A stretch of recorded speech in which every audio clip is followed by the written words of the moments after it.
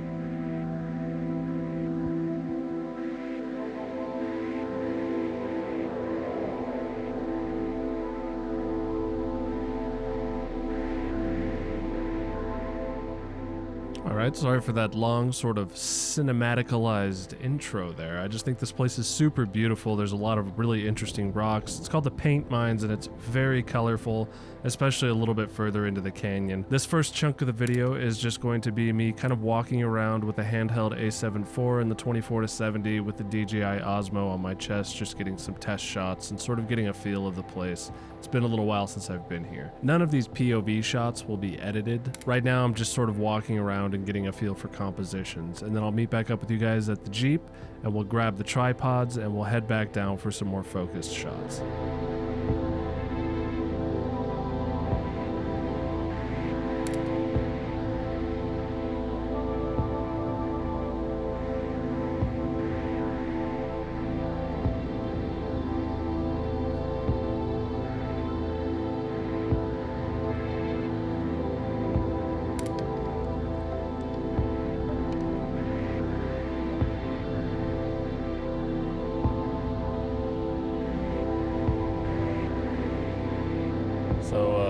Hey guys, it's a beautifully cloudy day here at the Paint Mine Interpretive Park. I don't really know what that means.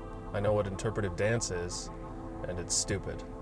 This place is not stupid. I've been here one time. The thing that is stupid about this place though is, well, it's Sunday, so I guess it's just Sunday that's stupid, but it's filled with families and they're all climbing on the rocks and shit, and there are 1,000 signs here that say, do not climb on the rocks. And I know it's kind of insane that the government feels that they can get a monopoly on natural landscapes, but at the same time, if it wasn't for that, it would be filled to the brim with garbage. You know it, I know it, so I'm glad that they do. And, you know, if you're ever in a place like this and you decide to climb on the rocks, just keep in mind, when people do shit like that, they close places like this down because it's being ruined. So please don't be assholes. I saw quite a few assholes out there. But either way, it's a beautiful place. It's very cloudy. I'm hoping that the sun will pop through at some point. It's supposed to rain heavily, and it hasn't really done either yet. I was kind of hoping for one or the other, but so far it's just been gray and kind of dull. But everything is very green out here because of all the rain that we've been getting, so that's nice. I think I'm just going to have to bring my umbrella, and I'm just gonna sit in a spot that I found. I did some scouting already. I just took the DJI and a handheld camera because it's just so much easier. But I'm gonna go down there again with both Sonys and a couple tripods and just wait for some light or something. I don't know, even if we don't get light, it might not be so bad. These clouds are pretty dramatic. They're not super dark like I was hoping for. I was hoping that we would get some really nasty dark rain clouds and maybe some lightning, but so far it's just been kind of dull and windy. But either way, we could probably bring some drama into the sky through the edit. I think I found a good spot. I took some test shots with the 24-70, but I'm gonna take the 14-24 down there and get an even wider shot of it. I think it'll benefit from that. It's really tricky finding good leading lines and foregrounds down there because of all the footprints everywhere. People just walk all over this place. It's a very well-known spot, so I don't really feel bad sharing with you guys the name of it. Got a few hours till sunset. I don't think we're gonna get much of one, so I think I'm just gonna go and chill down there before sunset and just hope that the sun pokes through the clouds for a brief second. I think I'm gonna try to stealth camp somewhere around here. Maybe I'll pull off and try to get some sleep, and the morning is supposed to be a lot more clear, so we should get some golden light in the morning, hopefully. And if I don't get woken up by some power tripping park ranger or something. But anyway, I'm gonna head down there now.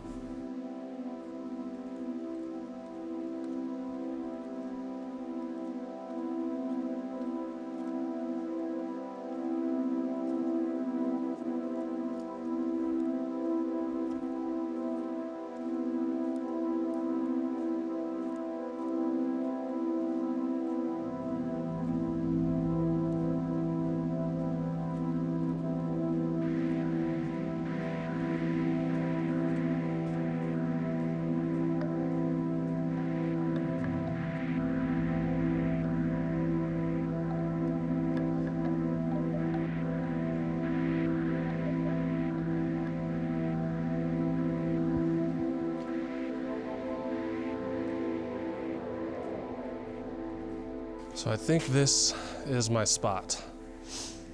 The very end of the canyon.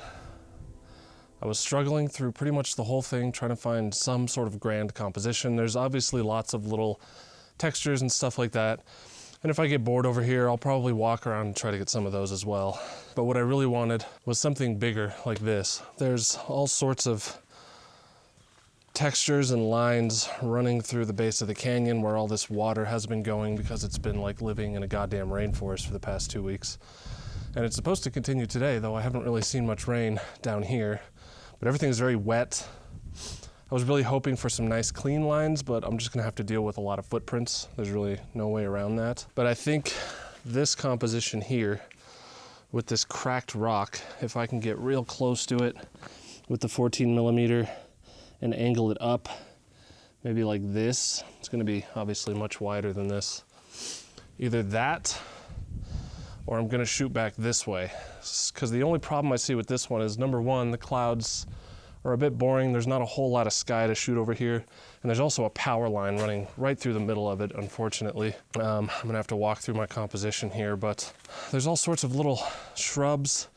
Just amazing, amazing rock formations over here. It's no wonder this place is so popular. But this goes pretty deep back here.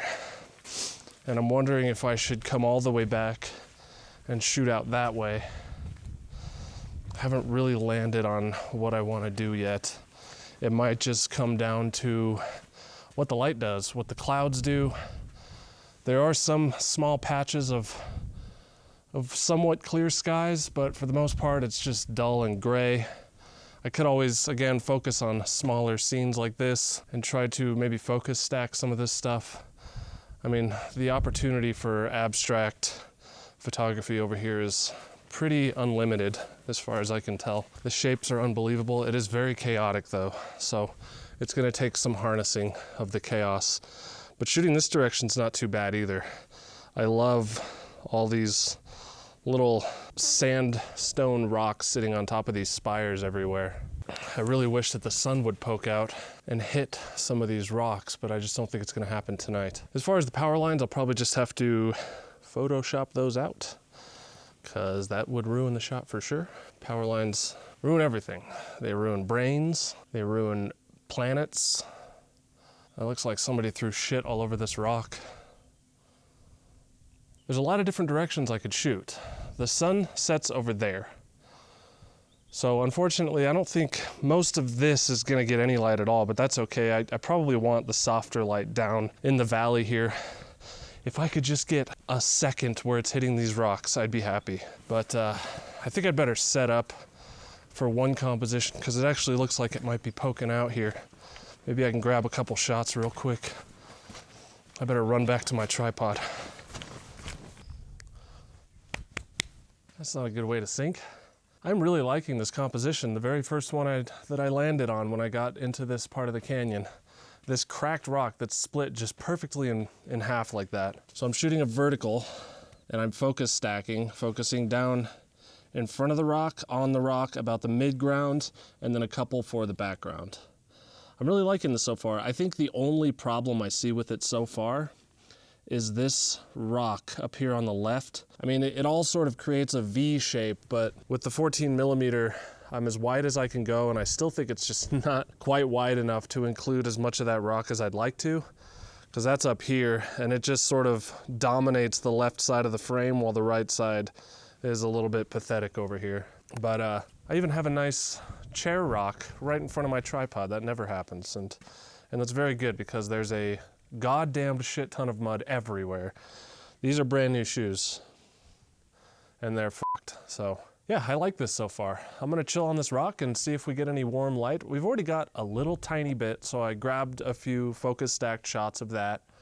So I'm gonna see if we get a little bit more. I'm gonna grab more, and then I'm gonna run to the other side and shoot back this way if we get any more light. It's gonna be a whole lot of boring and then a whole lot of running around if we get any light, but that's how it goes, you know? And then maybe I'll dick around with some of these little plants. These might make for some decent foregrounds if I can sort of center them in the composition in the foreground. But anyway, I talk too much because I'm a stupid asshole. So we'll see how this night turns out, though. I'm pretty hopeful so far.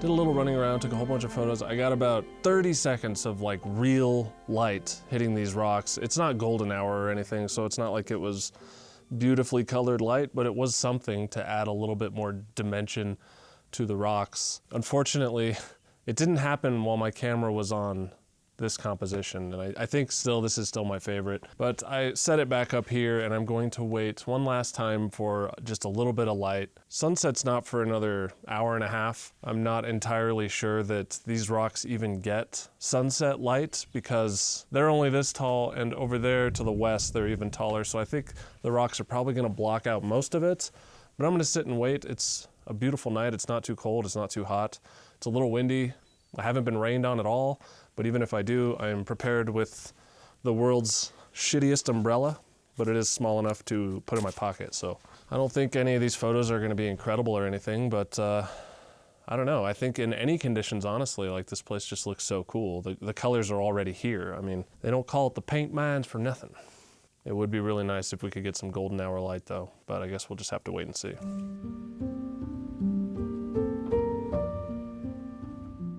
We finally have color. It's not even sunset, but sometimes when it rains, when the sun finally starts to come back out, it just washes over the whole landscape. It's absolutely beautiful and it's nice and soft. So I'm gonna take a whole bunch of more photos. I don't wanna waste too much time on video.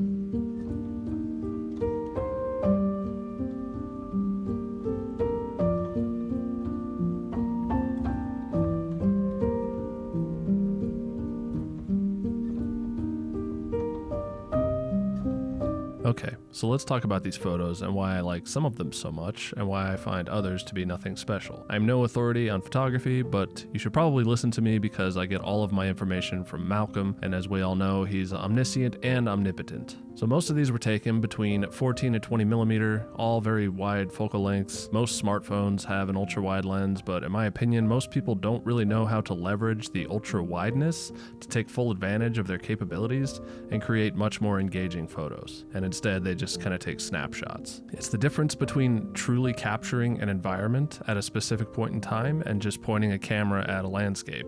As with any photograph, it's important to be intentional with what you include in the frame. It's not just about what you include, but also what you decide not to include. The wider the lens, the more difficult it becomes to limit the distractions, and the easier it becomes to have a chaotic, messy photo. So let's look at these two. This one was taken at 20 millimeters, and this one was at 14 millimeters.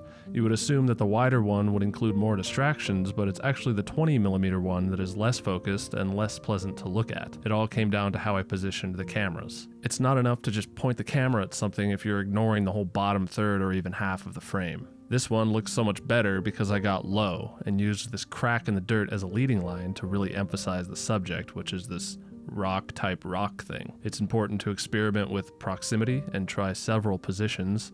You might not always know what the best photo is until you get home, and getting close to the foreground won't always achieve the desired results. Again, with these two, the weaker one is actually the 20 millimeter one, which is this one. Whereas with this one, the 14 millimeter one, you might not even know it was taken at 14 millimeters because everything in frame, in my opinion, contributes equally to the whole. I do like the background rocks in this one, but I didn't really use the foreground properly, and it just sort of bleeds together with the bottom half of the frame. This one was taken further away, but since this foreground rock is so interesting and colorful, it holds the bottom together. And since these background rocks play so nicely with the sky, making this nice V shape, it doesn't have that traditional ultra-wide angle look. Of course, this is all my opinion, so let me know in the comments which photos you like or dislike the most and why. Well, I was gonna film a little more down there, but my batteries in my field recorder died. And I have some, but I left them in the car because I'm stupid. So yeah, I guess that debunks my last video about audio. But anyway, we got some beautiful light. It was absolutely perfect. Obviously, we don't have much of a sunset, but since it rained a little bit, even without the golden hour light, once the rain passes, it almost always produces amazing, warm, glowing light that washes over any landscape. I'm pretty happy today. I was gonna just try to find a spot to sleep because I thought tonight was probably gonna be a bust, but it's really not. I actually really enjoy the shots. I don't really feel like sleeping in the car tonight. I'm just gonna drive the 2 hours back to Denver. Thanks for joining me on this short adventure. Click here to see another time I made an asshole out of myself in Colorado.